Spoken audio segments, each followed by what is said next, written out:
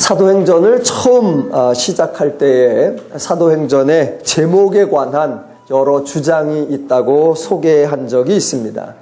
혹자들은 사도행전, 즉 사도들의 사역, 사도들의 행적을 기록한 책이라고 말하기도 하고, 혹자들은 성령행전, 즉 성령의 사역, 성령의 인도하심과 도우심과 일하심을 기록한 책이라고 한다고 말씀드렸습니다.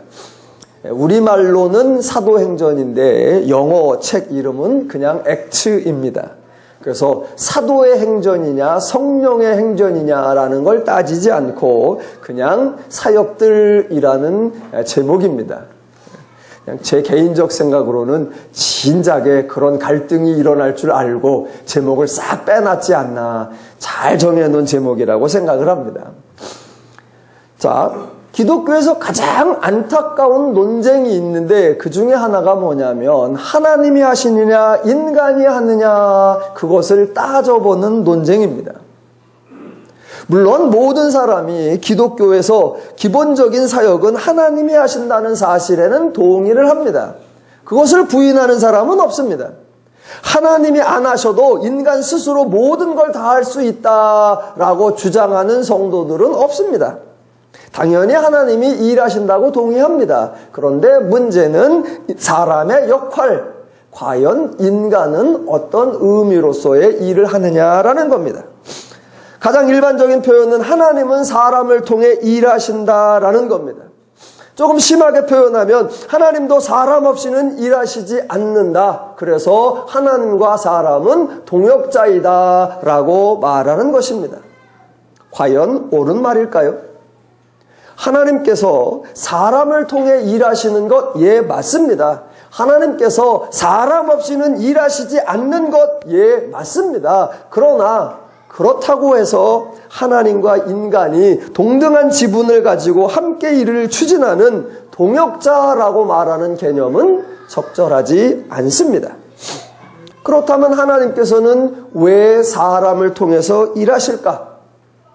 혹자는 또 이렇게 말하기도 합니다. 하나님은 영이시라, 하나님은 움직일 수 있는 육신이 없어서 하나님은 계획과 뜻을 세우시고 이 일은 인간이 해야 한다라고 말하기도 하는데 택도 없는 소리입니다. 출애굽기를 보면 하나님께서 출애굽을 위해서 이적과 기적을 많이 행하셨는데 사람을 통해서, 모세를 통해서 일을 하신 적이 있습니다. 예, 맞습니다. 그렇다고 해서 모세가 능력이 있고 모세의 실력이 하나님보다 더 탁월한 것이느냐? 아니요. 출애굽 과정 중에는 모세를 통해서 일하셨지만 하나님께서 모세를 찾아오시고 모세를 설득하는 과정에서는 어느 누구를 통하지도 않고 하나님이 직접 이 일을 하시기도 했습니다. 하나님이 사람 없이도 이적과 기적을 행하신 사건이 성경에 많이 나옵니다. 그렇다면 하나님이 사람을 통해 일하신다라는 의미는 뭘까? 그것은 하나님도 사람이 있어야 일한다? 아니요. 전혀 다른 의미, 하나님이 하시는 모든 일의 대상이 인간이다라는 것입니다. 인간은 하나님의 사역의 수단이나 방법이 아니고 하나님과 동역하는 존재가 아니라 하나님이 사역하시는 결과라는 것입니다. 하나님이 인간을 위해서 일하십니다.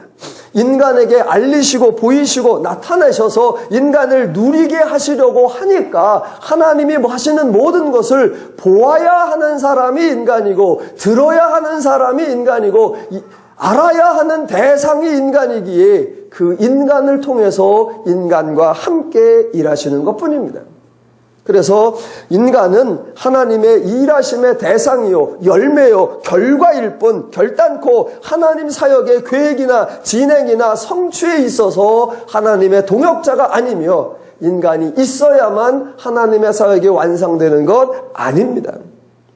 그래서 인간은 하나님의 일을 해야만 한다라고 부담이나 짐을 느끼는 거, 그것도 어리석은 생각이고, 반대로 자신이 하나님을 위해 무엇인가를 이루어 드린다고 생각하는 것, 그것도 교만이고 오만이고 어리석은 것입니다. 성도는 언제나 하나님이 일하신다. 그 일하심의 결과가 자신에게 주어진 것임을 알아서 그 하나님의 결과에 동참하는 것, 그런 성도의 삶, 성도의 위치, 성도의 본분을 깨달아야 할 줄로 믿습니다. 사람들의 주장을 잘 들어보면 한편으로는 옳기도 하지만 다른 한편으로는 큰일 나는 그런 주장이 많이 있습니다. 교회들에서 설교할 때 하나님께 은혜 받는 방법, 하나님께 복 받는 방법을 알려주는 경우가 있습니다. 그래서 이렇게 하면 복을 받는다, 저렇게 하면 은혜를 받는다라고 말합니다. 예, 좋은 말입니다. 그런데 그 말을 조금만 뒤집어 보면 이렇게 하면 복을 받는다, 그러면 반대로 그렇게 하지 않으면 복을 못 받는다가 됩니다. 저렇게 하면 은혜 받는다, 반대로 하면 저렇게 하지 않으면 은혜를 받을 수 없다입니다. 그러면 생각해 보십시오. 이렇게 하면 복 받는다, 이렇게 하면 은혜 받는다라고 할 때 나는 이렇게 하고 있다라고 자신할 수 있는 사람 몇 명 되지 않습니다. 그러니까 반대로 그렇게 하지 않아서 은혜 받지 못하고 복 받는지 못한다라고 하면 저와 여러분 가운데 복 받을 수 없고 은혜 받을 수 없는 사람 천지입니다. 그래서 이렇게 하면 복 받는다, 거기에 혹할 것이 아니라 하나님은 은혜를 주신다, 하나님은 공짜를 주신다, 하나님은 선물로 주신다라고 할 때 우리는 감격하며 아멘으로 화답하는 것이 훨씬 지혜롭고 옳은 것입니다. 하나님은 준비된 자를 쓰신다, 그러니까 준비하자. 예, 좋은 말입니다. 그러나 준비 안 된 자는 쓰임을 받지 못하는 겁니다. 순종하면 못 받고 불순종하면 저주받는다, 그러니까 순종하자. 예, 좋은 주장입니다. 그러나 순종하지 않는 모든 것은 불순종이기에 순종해서 복받기 이전에 이미 불순종해서 저주받아 멸망하기 딱 좋은 그런 주장들입니다. 그런데 그런 주장들이 대부분 성경을 근거로 해서 나온다는 거, 이게 또 속상하고 안타까운 겁니다. 왜 그러느냐? 성경 전체의 의미, 성경에 나타난 하나님의 일하심의 뜻이나 하나님의 사례들을 자세히 살펴보지 못했기 때문에 발생하는 참 어이없는 일들입니다. 자, 사도행전 19장과 20장에서는 바울과 에베소의 관계에 대해서 길게 소개했었고, 드디어 에베소 사역을 마치고 바울이 이제 그 다음 여정을 위해 출발을 합니다. 바울의 최종 목적지는 예루살렘입니다. 자, 20장 22절에 보니까 보라, 이제 나는 성령에 매여 예루살렘으로 가는데 라고 나옵니다. 이제 에베소서부터 출발하여 긴 과정을 거쳐 예루살렘까지 가려고 합니다. 그런데 이 바울의 예루살렘까지 가는 여정 가운데 성경에 다른 곳에서는 별로 볼 수 없는 독특한 장면이 나옵니다. 즉, 성령께서 바울에게 그 여정에 대해서 말씀해 주시는데 그것을 한 번이 아니라 최소 3번씩이나 반복해서 말씀해 주시는 사건입니다. 첫 번째가 22장 23절에 나옵니다. 오직 성령이 각성에서 내게 증언하여 결박과 환난이 나를 기다린다 하시나. 예, 성령께서 참으로 친절하게 말씀하여 주셨습니다. 그 말씀을 듣고 바울이 출발을 합니다. 그래서 출발해서 가는 과정이 21장 1절. 우리가 그들을 작별하고, 1절부터 제가 3절까지를 읽을 때 어디가 도시인가를 잘 구별해서 들으셔야 됩니다. 우리가 그들을 작별하고 배를 타고 바로 고스로 가서 이튿날 로도에 이르러 거기서부터 바다라로 가서 베니게로 건너가는 배를 만나서 타고 가다가 구브로를 바라보고 이를 왼편에 두고 수리아로 항해하여 두로에서 상륙하니 거기서 배의 짐을 풀려 함이러라. 예배 후에 꼭 저 벽에 있는 지도를 손으로 짚어가면서 잘 따라가시기 바랍니다. 자, 지금 바울은 여러 지역을 거쳐서 이동하고 있습니다.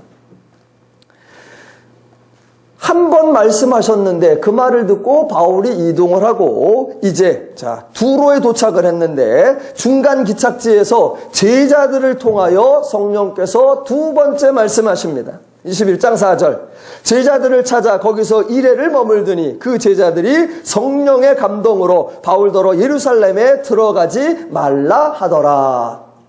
첫 번째하고 표현만 달라졌을 뿐 내용은 유사합니다.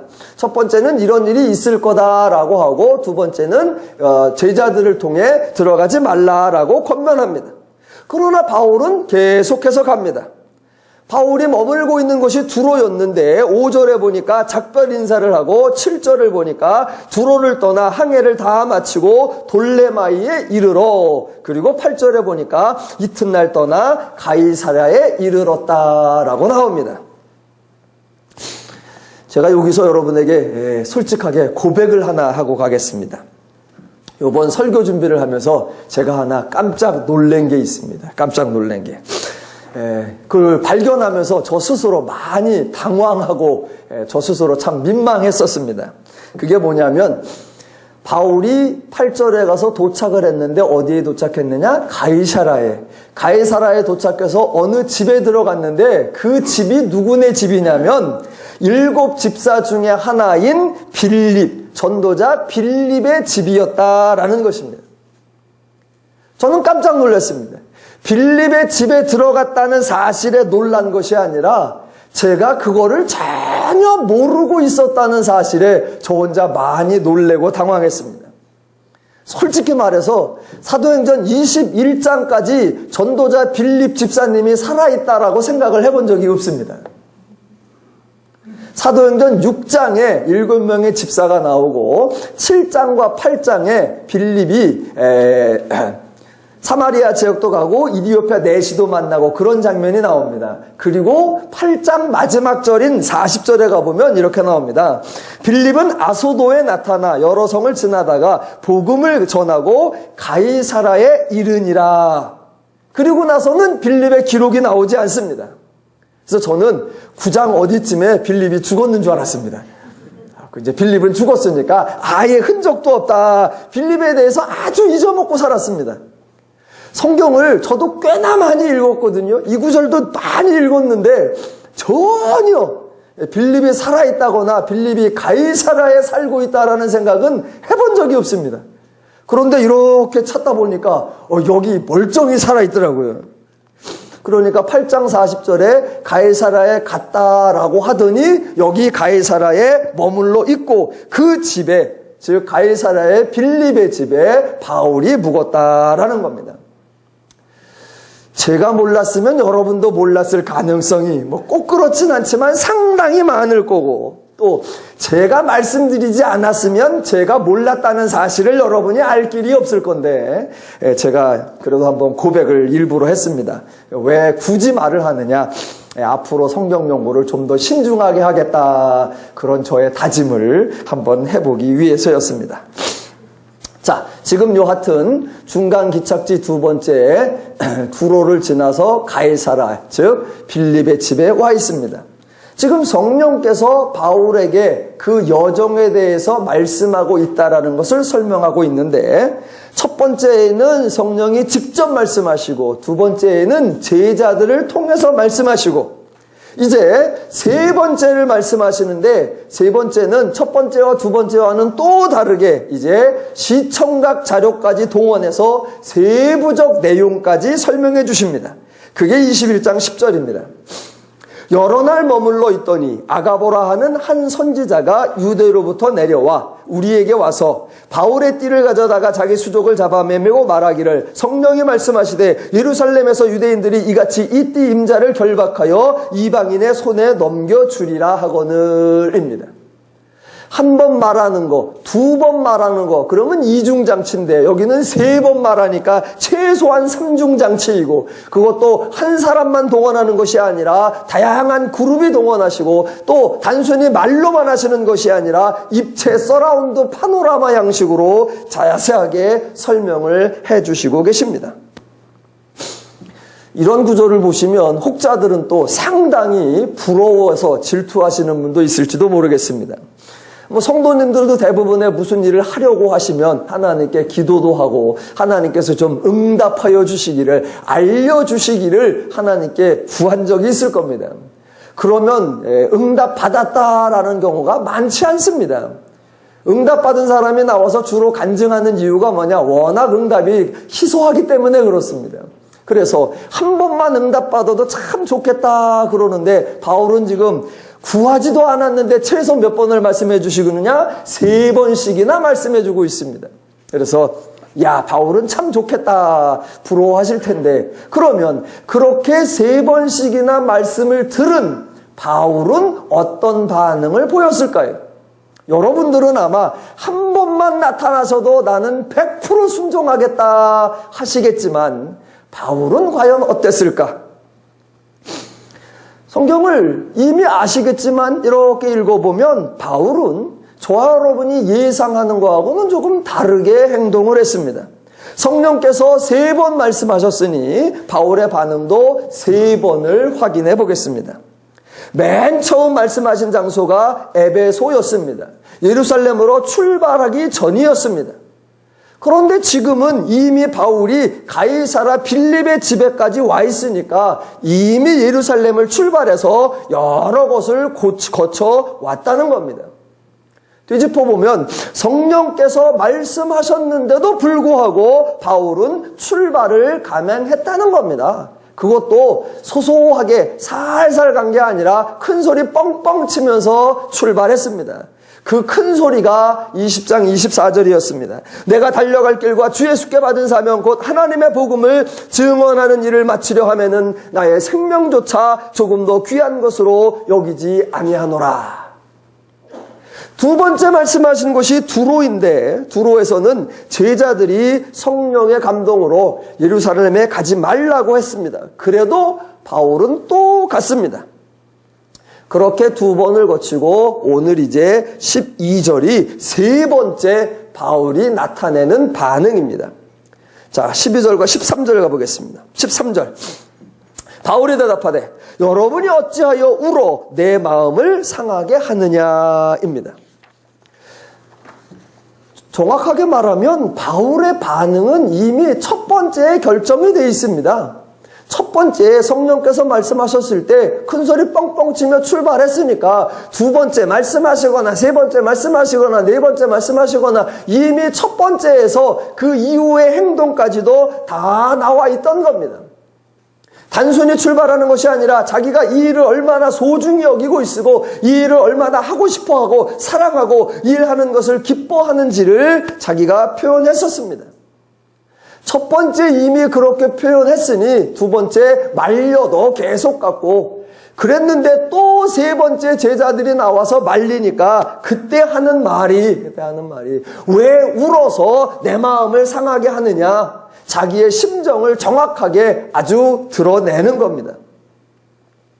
자, 그런데 세 번째에 자기 심정을 드러낼 때는 표현이 아주 재미있습니다.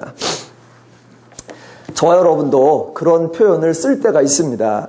즉, 내가 이걸 하려고 하는데 어떤 사람이 나를 못하게 해. 아니, 나 한다니까 하지 마. 아이, 한다니까 하지 마. 그러면 더 이상 나에게 말리지 말라고 아주 결정적으로 말하는 거. 흔히 말할 때 오금을 막는다. 아예 못을 막는다. 이제 이런 표현을 우리가 쓰는 경우가 있습니다. 바울도 세 번째에서는 오금을 막는 거예요. 근데 오금을 어떻게 막느냐? 아주 재미있게 막습니다. 자, 이제 그런 걸 보시는 분은 성경이 참 재밌고 그런 게 안 보이시는 분은 오금이 어딨어? 이렇게 되는 겁니다. 자, 바울이 어떻게 오금을 막냐면 20장 24절에서 처음에 이렇게 나왔었습니다. 20장 23절. 오직 성령이 각성에서 내게 증언하여 결박과 환난이 나를 기다린다 하시나. 여기에 결박이라는 단어가 나왔습니다. 그 단어를 기억하시면서 세 번째 표현을 들어보신다면 못을 박는다, 오금을 박는다라는 표현을 느끼실 겁니다. 13절. 바울이 주 예수 이름을 위하여 결박당할 뿐 아니라 예루살렘에서 죽을 것도 각오하였노라. 그러니까 성령께서 너 가면 결박당한다? 제자들이 가면 그렇게 된대요. 가지 마세요. 가면 그렇게 된대요. 가지 마세요. 그러니까 바울이 알아. 나도 결박당한다는 얘기 들었고 알아. 나도 환난당한다는 얘기 들었고 알아. 나도 무슨 얘기까지 다 알아. 그런데 좋아. 결박당해도 좋고 그 이상이 있어도 좋아. 그러니까 더 이상 말하지 마. 그래서 성령이 말한 결박을 자기가 결박이라고 언급함으로 해서 오금을 박는 겁니다. 성경에는 안 나와 있지만 바울이 한마디 더 했으면 아마 이랬을 거예요. 고마해라잉. 그랬을 거예요. 이제 오금을 딱 박아놓고 이제 고마해라잉. 예. 자, 그렇게까지 하니까 더 이상 제자들이 어떻게 하지 못하고 마지막이 이제 14절입니다. 자, 그가 권함을 받지 아니함으로입니다. 자, 여러분에게 한번 질문해 보겠습니다. 지금 성령이 3번 말씀하셨고 바울이 3번 계속해서 여행을 추진하고 있다. 여기까지 왔는데 여러분에게 질문. 지금 바울은 성령에게 순종을 하고 있는 겁니까? 성령에게 불순종을 하고 있는 겁니까? 사실 이러한 질문은 바울에게 매우 어색한 질문입니다. 왜냐하면 바울은 서신서 전체에서 언제나 성령을 강조하고 성도들에게 성령을 따라 행하라고 권면하던 당사자이기 때문입니다. 대표적으로 두 구절만 읽어보면 로마서 8장 5절 육신을 따라 행하는 자들은 육신의 일을 영을 따라 행하는 자는 영의 일을 생각하나니 육신의 생각은 사망이요 영의 생각은 생명과 평안이니라. 에베소서 5장 16절 내가 이르노니 너희는 성령을 따라 행하라 그리하면 육체의 욕심을 이루지 아니하리라. 이렇게 말한 사람이 누구냐? 성령입니다. 그래서 성령이라네.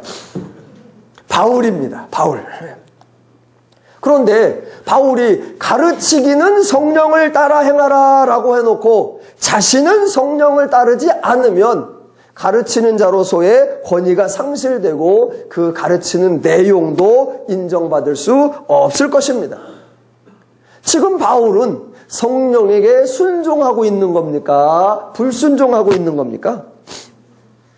만약 순종이라면 본인이 먼저 성령에 순종하면서 성도에게 성령을 따라 행하는 모범을 보여야 할 터인데 겉으로 드러난 외형적으로 보면 마치 성령에 순종하지 않는 것처럼 보이는데 어떻게 된 거냐 이해를 하셔야 되고, 만약 불순종이라면 자신은 성령의 말씀에 불순종하면서 하나님 나라를 가르치고 복음을 전파한다면 행동과 가르침이 다른데 그게 무슨 의미가 있을까 우리가 한번 관찰해 보아야 합니다. 자, 제가 여러분에게 지금 바울이 성령에 순종하고 있습니까? 불순종하고 있습니까? 라고 질문을 드렸습니다. 그럼 여러분은 지금 순종하는 건가? 불순종하는 건가? 둘 중에 하나 중에 고르시려고 합니다. 아니요. 제가 질문을 드리면 주어진 것 중에 고르려고 하는 것이 아니라 저 질문이 맞는 건가? 제대로 된 질문인 건가? 거기서부터 시작을 하셔야 됩니다. 오늘 점심에 짜장 먹을래? 짬뽕 먹을래? 그러면 두 개 중에서 고민하시면 안 됩니다. 탕수육 추가요. 그 생각을 하실 수 있으셔야 됩니다. 특별히 성경을 연구할 때는 다양한 각도의 질문 자체가 맞는가, 질문에 무슨 함정이 있진 않는가 꼭 생각하셔야 합니다. 그래서 결정을 내리기 전에 성경의 의미가 무엇이고 성경의 개념이 무엇이고 성경의 표현이 내포하고 있는 그 뜻이 무엇인가를 신중하게 생각하셔야 합니다. 자, 지금 저의 질문이 과연 바울이 성령에 순종하고 있느냐 불순종하고 있느냐인데 그 대답 이전에 본질적인 질문을 여러분은 던지셔야 됩니다. 과연 그 질문이 바르게 되어 있느냐? 달리 질문하면 이런 겁니다. 과연 성령은 인간에게 명령하시는가? 과연 성령님이 말씀하시는 것은 인간에게 무조건 해야 한다고 지시하는 것인가? 성령께서 3번에 걸쳐 바울에게 말씀하셨는데 이것은 모두 하나님의 강력한 지시였는가? 순종하면 복을 주고 불순종하면 벌을 주려고 의도된 하나님의 시험이었는가? 하나님이 말씀하시면 인간은 무조건 따라야 하는가? 만약 성령께서 바울에게 말씀하신 것이 바울의 순종을 요구하는 명령이었다면 바울은 이미 3번이나 불순종했는데 그 결과는 어찌 되었는가? 예루살렘에 가서 유대인들에게 결박을 당하기 전에 이미 하나님께 불순종한 죄로 즉결 처분을 받았는가? 바울의 태도, 즉 바울이 행동을 어떻게 했는가, 순종했는가, 불순종했는가, 그 바울의 행동을 분별하려면 바울의 태도를 따져보아야 하는 것이 아니라 성령의 뜻이 무엇인가, 하나님의 뜻이 무엇인가를 따져보아야 합니다. 근데 우리는 하나님의 뜻을 따지기 이전에 늘 했느냐 안 했느냐, 이거냐 저거냐 그것만 따지려고 합니다. 아니요. 만약 성령님의 말씀이 명령이었다면 바울이 불순종한 것이 맞지만 성령님의 말씀이 명령이 아니었다면 바울은 불순종한 적이 없는 겁니다. 그러니까 바울이 순종했느냐 불순종했느냐를 따지기 전에 하나님의 뜻이 무엇이었는가, 성령의 의도가 무엇이었는가, 그거를 먼저 분별해야 합니다. 자, 성령께서 말씀하시고 제자들이 그 성령의 감동을 받아 바울을 말렸습니다. 그랬는데 그 말리는 권면을 듣지 아니함으로 이제 오늘의 하이라이트가 14절인 겁니다. 그가 권함을 받지 아니함으로 우리가 주의 뜻대로 이루어지이다 하고 그쳤노라입니다. 권함을 받지 아니함으로 그의 주의 뜻대로 이루어지이다 하고 그쳤더라. 이런 구절을 읽으실 때 아주 신중하게 읽으셔야 합니다. 제가 늘 고민입니다. 신중하게 읽으라고 말할 때마다 그냥도 안 읽는데 신중하게 읽으라고 하면 읽을까? 제발 오해하지 마시기 바랍니다. 오해한 것도 다행인데 그걸 이해까지 하라 그러면 시도라도 할까? 그래서 그냥 신중이건 어쨌건 마구잡이로든 읽으십시오. 그러면 풀어드리는 건 제가 알아서 풀어드릴 테니까.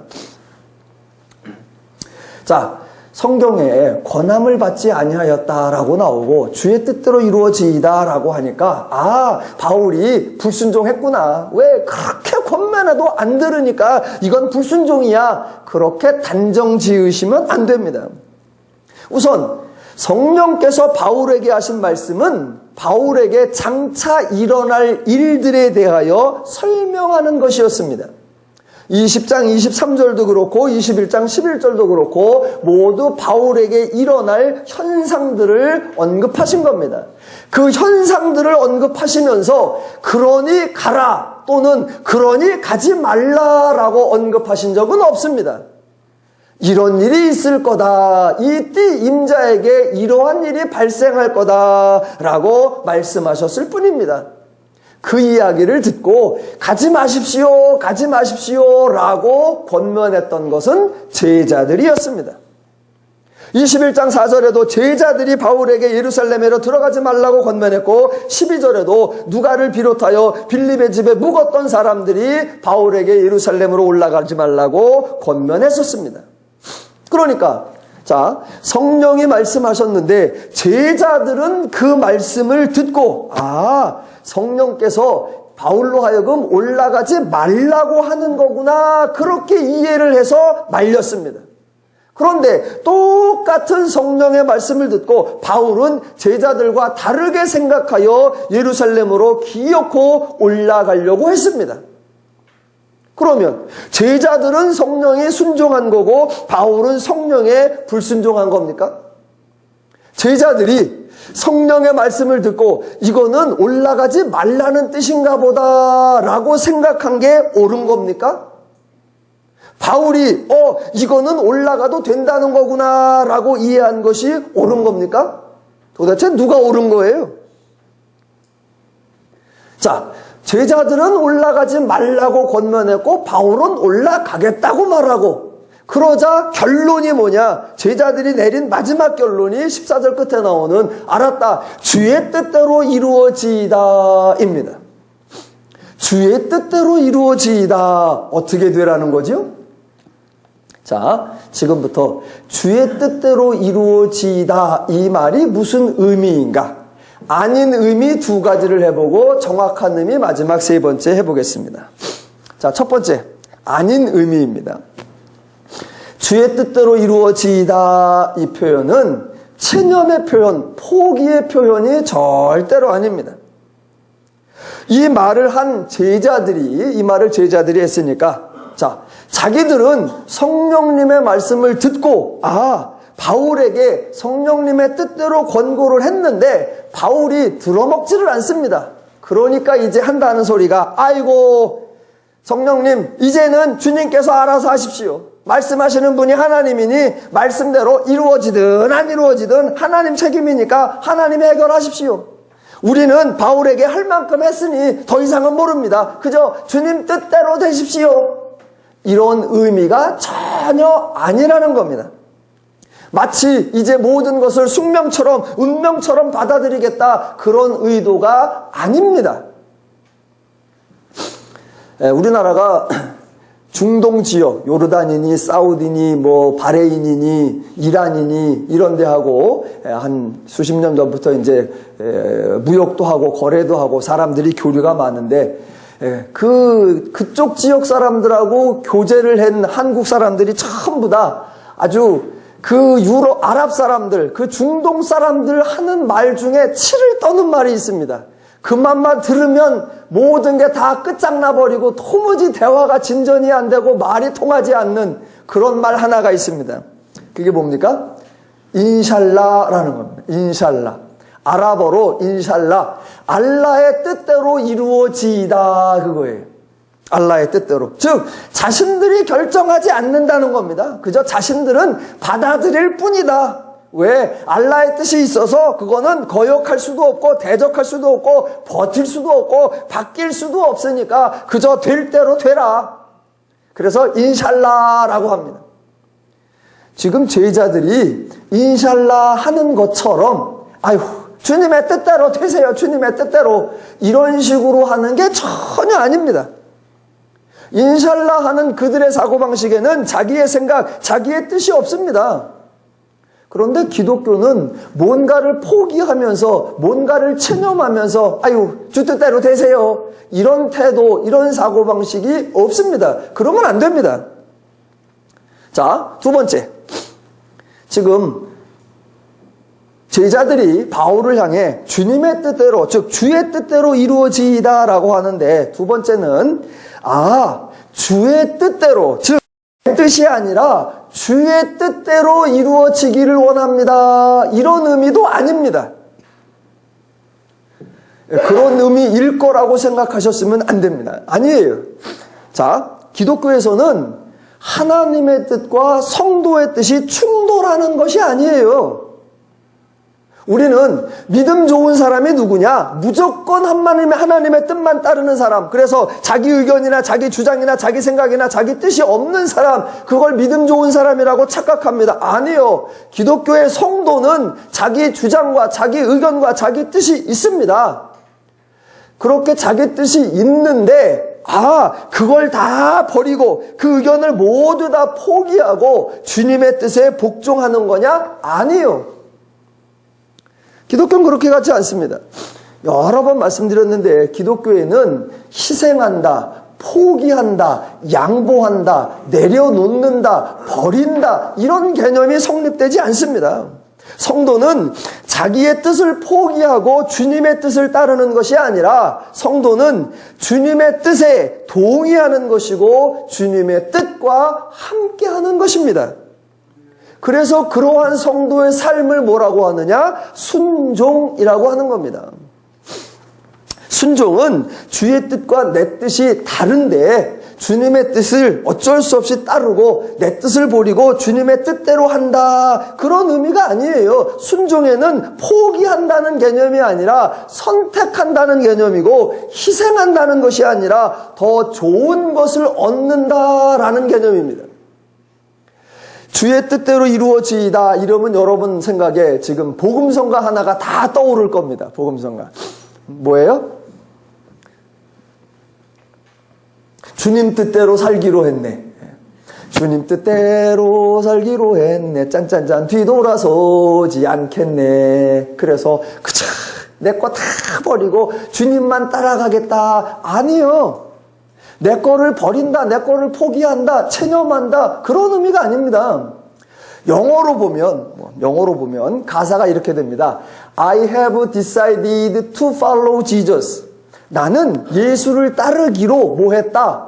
have decided. 내가 결정했다. 내가 선택했다. 내가 그거 하기로 마음 먹었다라고 하는 자기의 결정, 자기의 선택, 자기의 의지를 강조하는 거지.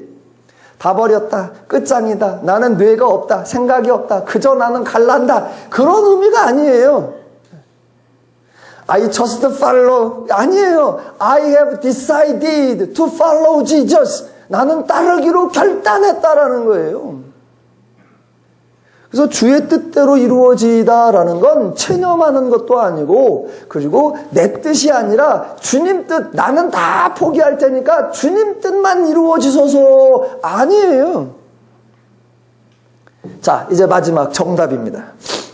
자, 주의 뜻대로 이루어지다. 이게 무슨 의미냐면은, 정확한 의미는 가장 좋게 이루어질 것입니다. 라는 의미입니다.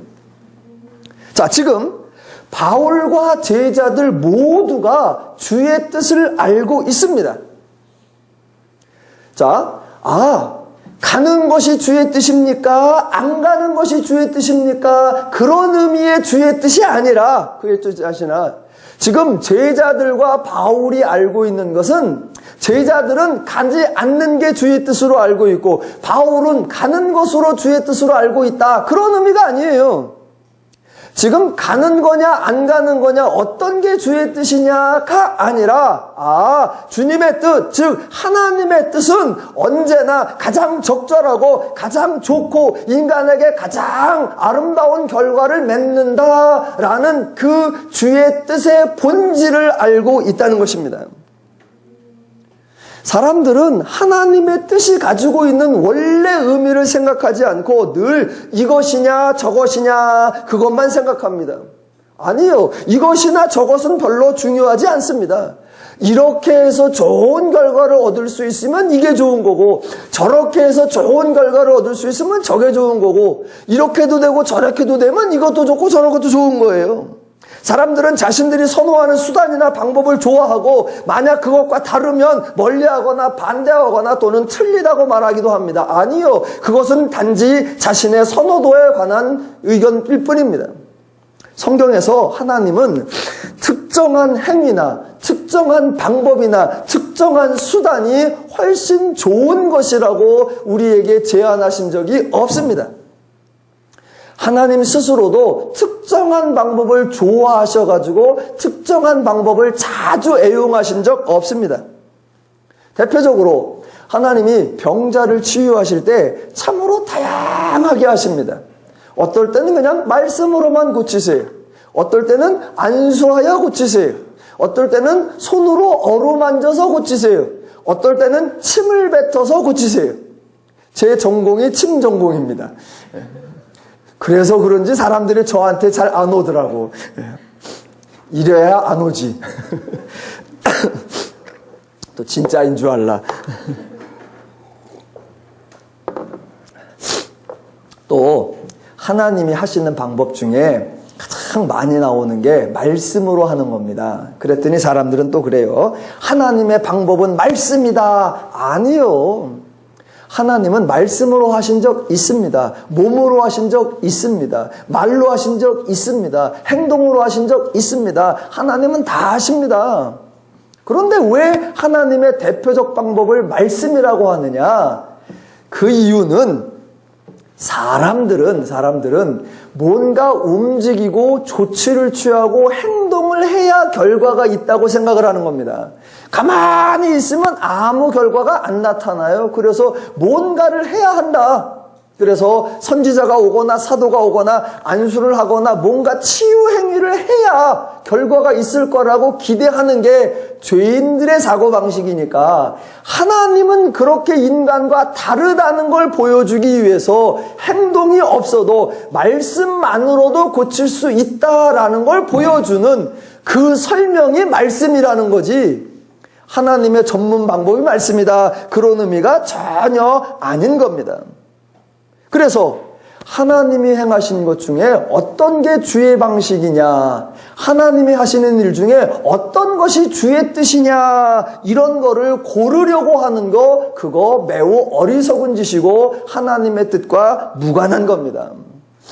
중요한 거는 언제나 하나님의 뜻은 인간에게 최상이고 인간에게 최고이고 인간에게 최적이다. 하나님의 뜻은 어떤 모양으로든 어떤 방식으로든 하나님의 뜻은 인간에게 가장 좋은 것이다. 그 하나님의 뜻의 본질을 아는 것입니다.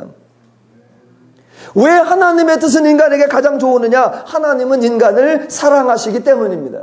지금 제자들이 말하는 게 그거예요. 주의 뜻대로 이루어지이다. 하나님의 뜻대로, 즉 모든 면에서 인간을 좋게 하시는 그 가장 좋은 하나님의 본질적 의도대로 이루어지기를 바랍니다 라고 하는 거예요. 이걸 오해하면 아주 재미난 현상이 일어납니다. 오해를 하면 이렇게 될 수 있겠죠. 자, 성령께서 바울이 예루살렘에서 결박당할 것을 말씀하셨습니다. 그랬는데 제자들이 그걸 듣고 바울을 말렸는데 바울이 듣질 않아요. 그러자 이제 제자들이 약간 심투렁해져 갖고 권함을 받지도 아니하는구만, 주의 뜻대로 이루어지이다, 이렇게 오해하면 아까 말했듯이 이렇게 되는 겁니다. 아이고 하나님, 주님, 저희들이요 말려보려고 했는데 도무지 말을 들어먹지를 않네요. 그러니까 주의 뜻대로 하세요. 아예 원래 계획대로 하세요. 원래 계획대로 예루살렘에 도착하는 대로 당장 잡혀가고 결박당하게 주의 뜻대로 이루어지기를 원합니다. 이렇게 하면 안 된다는 거예요. 이렇게 하면 왜 안 되냐면, 잘 보세요. 만약 그런 의도라면 그동안 성령에 불순종한 게 바울이다, 제자들이다. 1번 바울, 2번 제자들, 3번 뭔 소리인지 졸라서 몰랐다. 졸라서 몰랐다. 만약 그런 의도라면 불순종한 게 제자들이에요. 왜냐하면 보세요.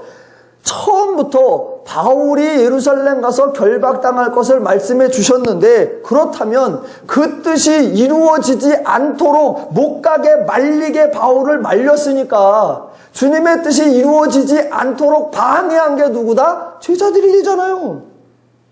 왜? 자기 말 듣고 안 갔으면 결박을 안 당하고 그러면 주의 뜻이 어그러지는 거잖아요. 만약 제자들이 그런 식으로 했다면 순종한 게 바울이에요. 왜? 결박 당한다고 했으니까 가야지. 가서 결박을 당해야 주님 뜻이 이루어질 거 아니에요. 그러니까 난 결박 당한다. 아니요. 그런 식으로 오해하면 안 됩니다. 지금 성령은 가라 가지 마라 이런 걸 말하는 것이 아니고, 제자들도 가지 않는 게 순종이냐 가는 게 순종이냐 이런 게 아닙니다. 자기들은 성령의 가르침을 받고 안 갔으면 좋겠다라고 권면을 했는데 바울은 가야겠다라고 가는 겁니다. 그러니까 하는 말, 내 뜻대로도 말고 네 뜻대로도 말고 주의 뜻대로 되라, 이런 식이 아니라 우리 중에 가장 좋은 뜻을 세우시는 분은 언제나 주님이시니 그 주님의 뜻대로, 즉 가장 좋게 되기를 원하나이다, 그게 주의 뜻대로 이루어지이다예요. 사람들은 하나님을 타종교의 신과 같은 유형으로 생각합니다. 그래서 하나님의 말씀도 타종교의 신들의 명령처럼 생각합니다. 그래서 기독교의 신앙생활도 타종교의 종교생활처럼 생각을 합니다. 왜 그러느냐? 성경을 통해 말씀을 배우지 않기 때문에 발생하는 오해입니다. 하나님은 타종교의 신과는 전혀 다릅니다. 어떻게? 하나님은 인간을 위해 주시는 분이요, 인간을 위해 친히 일해 주시는 하나님입니다. 그러니 당연히 하나님의 말씀도 타종교의 계명이나 규율과는 완전히 다릅니다. 하나님의 말씀은 법이 아니고 하나님의 말씀은 명령이 아닙니다. 하나님의 말씀은 인간에게 복종을 요구하지 않습니다. 하나님은 말씀을 하시는데 명령이나 법을이나 규례를 주는 것이 아니라 인간이 행복하게 할 수 있도록 안내해주는 교훈이요, 삶의 지침이요, 원리를 가르쳐 주는 것이다. 그 말입니다. 그렇게 하나님이 말씀을 하셔서 인간이 이해하여서 동의해서 기쁨으로 자원함으로 즐거움으로 하나님의 뜻대로 살기를 기대하시는 것입니다. 그러니까 성도의 신앙생활도 타종교의 종교 활동과는 완전히 다른 겁니다. 목적을 이루어내기 위한 수단이나 방법으로 종교 활동을 하는 것이 아니라 하나님이 주신 은혜를 누리며 하나님이 주신 복을 체험하며 감격하는 삶, 그게 기독교의 신앙생활의 본질입니다. 오늘 본문에서 성령과 바울의 관계, 제자들과 바울의 관계, 참으로 아름다운 신앙의 모습을 저와 여러분에게 보여주고 있습니다. 보시면 오늘 20장부터 21장 14절까지 쭉 보시면 제자들은 바울에게 예루살렘으로 올라가지 않았으면 좋겠다라고 말리기는 했지만 단 한 번도 아유 제발 좀 들어 먹으세요. 왜 이렇게 바울님 성령 말씀을 불순종합니까? 왜 이렇게 안 듣습니까? 정죄하거나 비난한 적이 없습니다. 성령께서도 바울에게 바울아 내가 한 번도 아니고 두 번도 아니고 세 번이나 하는데 왜 이렇게 내 뜻을 안 듣느냐? 어쩔 수 없다. 내가 강제로라도 너의 앞길을 막으련다. 그렇게 막으신 적 없습니다. 정죄도 없고 방해도 없습니다. 도리어 성령은 성도와 동행하면서 되어질 일을 안내하고 가르쳐 주시지만 절대로 강요하거나 통제하지 않고 있으며 그래서 성도는 하나님에 의해 희생당하지 않으며 동시에 자기의 뜻을 포기하지도 않고 있습니다. 그러면 이런 궁금함이 들 겁니다. 아니 뭐하러 하나님은 그러면 3번씩이나 이런 얘기를 하셨고 바울은 20장 23절하고 지금 21장 10장에서 나는 죽기를 각오하노라 이런 얘기를 왜 이렇게 반복적으로 이 구절에 반복하여 표현해 놨을까? 바울에게 성령께서 3번에 걸쳐서 바울에게 일어날 일을 말씀하여 주시는 것은 바울에게 바울아 행여라도 너 무슨 일이 일어날 줄로 몰랐었는데 하나님이 내 길을 형통케 할 줄 알았는데 이럴 줄은 몰랐다. 전혀 그렇게 예상하지 못한 건 그런 결과를 당해서 당황해하거나 어찌할 줄 모르거나 그러지 마라. 너의 길이 이런 일이 일어날 거다. 충분히 알고 숙지시키고 알려주고 대비하고 예비할 수 있도록 하나님이 가르쳐 주시는 겁니다. 그렇게 하니까 바울은 또 뭐라고 하느냐? 자, 제가 2번만 다시 읽어볼게요. 20장 24절. 내가 달려갈 길과 주 예수께 받은 사명 곧 하나님의 은혜의 복음을 증언하는 일을 마치려 하면은 나는 나의 생명조차 조금 더 귀한 것으로 여기지 아니하노라. 비슷한 내용 21장 13절. 바울이 대답하여 여러분이 어찌하여 울어 내 마음을 상하게 하느냐? 나는 주 예수의 이름을 위하여 결박당할 뿐 아니라 예루살렘에서 죽을 것도 각오하였노라. 지금 바울이 이 말을 2번씩이나 왜 하겠어요? 성령께서는 너 전혀 모르고 갔다가 당황하고 난감해하고 힘들어하면 안 된다. 이런 일이 있다는 걸 알아야 된다. 미리 충분히 알려주시고 그러니까 바울은 알고 있습니다. 저 몰라서 가는 거 아니고 또 하나님이 시키니까 어쩔 수 없이 가는 거 아니고 가기 싫은데 떠다 미루니까 그저 끌려가듯이 가는 게 아니라 저는 지금 이 길을 어떻게 가고 있다? 기쁨으로 가고 있습니다. 즐거움으로 가고 있습니다. 감격으로 가고 있습니다. 다 알고 갑니다. 그런데 그런 게 저의 이 하고자 하는 복음에 대한 열정과 하나님에 대한 이 뜨거운 사랑을 막아낼 수 없어서 감격으로 가고 있습니다. 라고 소개하고 있는 겁니다. 그러니까 지금 어느 한쪽에서도 명령이나 통제가 없고 어느 한쪽에서도 포기나 희생이 없습니다. 하나님께서는 하나님적으로 인간을 안내하며 배려하며 가르쳐주며 돌보며 섭리하며 지도하고 가시고 성도는 성도 나름대로 즐거워하며 기뻐하며 감격하며 신나하며 행복해하면서 가고 있습니다. 그 성령의 일하심과 사도의 반응을 다 알고 있는 제자들은 처음에는 말리려고 했었는데 이게 말릴 게 아니구나라는 걸 알고 나니까 최종 결론 하나님의 뜻은 언제나 가장 가장 좋은 것이지. 그러니까 이 모든 과정 중에 주의 뜻대로 이루어지이다. 가장 아름답고 가장 풍성하고 가장 넉넉하고 가장 행복한 하나님의 결과가 하나님과 성도에게, 하나님과 백성들에게 맺어지기를 원합니다. 라고 기원하는 것입니다. 특정한 순간에 특정한 일에 대하여 주의 뜻이냐 아니냐 그런 걸 선택하려고 하는 거 어리석음입니다. 꼭 그런 거 갖고 고민해요.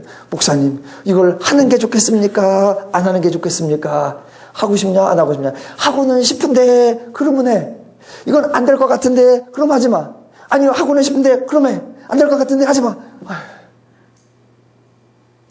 그때 대답, 주의 뜻대로 이루어지이다. 야, 고민하지 마, 고민하지 마. 그냥 주께서 너에게 운명적으로 주니까 그냥 해. 이런 의미가 아니라 하나님께서는 우리 모두에게 가장 좋은 길로 인도하실 거니까 그 하나님의 뜻이 너에게 이루어지기를 바란다. 그 하나님의 뜻이 더누림교회와 저와 여러분과 여러분 자녀와 여러분 직장과 여러분 가정에 풍성히 임하시기를 주님의 이름으로 축원합니다.